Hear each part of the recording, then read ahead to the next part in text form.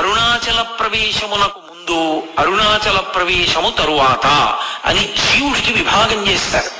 అసలు వీడు ఎప్పుడైనా అరుణాచలం వెళ్ళాడా చూస్తారు. అరుణాచలం వెళ్ళాడు, ఆ జీవుడి స్థాయి వేరు.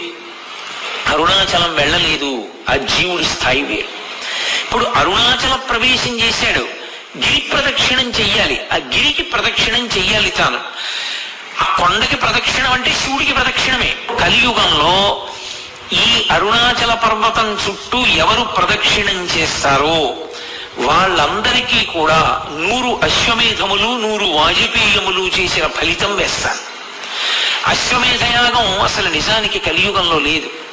కలియుగంలో అశ్వమేధయాగం సంకల్పం చెయ్యడానికి అధికారం లేదు, చెయ్యకూడదు.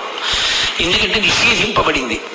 అశ్వమేధయాగంతో సమానమైనటువంటిది ఒకటి ఉంది, అది చేస్తే అశ్వమేధయాగ ఫలితం ఇచ్చేస్తారు.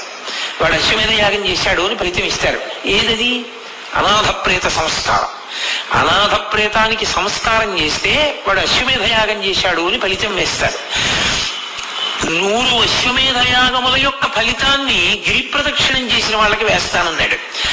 100 వాజపేయములు చేసినటువంటి ఫలితాన్ని గిరి ప్రదక్షిణం చేసిన వాళ్ళకి వేస్తానన్నాడు.